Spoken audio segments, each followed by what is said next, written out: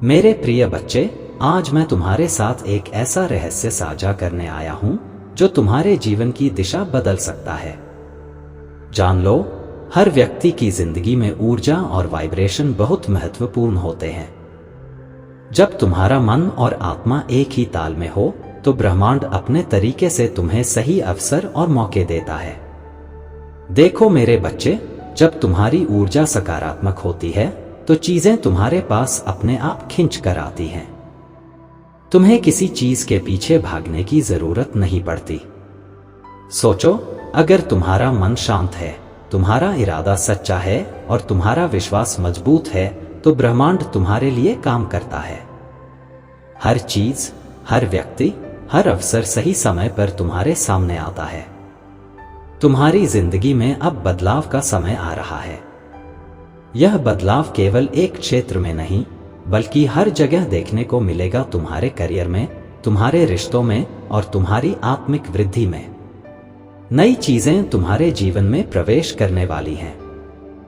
और याद रखो, हर नई शुरुआत तुम्हारे इंतजार में है। मेरे बच्चे, कोई चीज जिसे तुम लंबे समय से चाहते थे अब धीरे धीरे तुम्हारे सामने आने वाली है।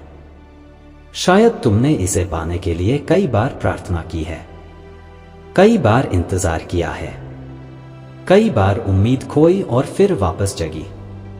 अब समय आ गया है कि वह चीज तुम्हारे जीवन में प्रकट हो।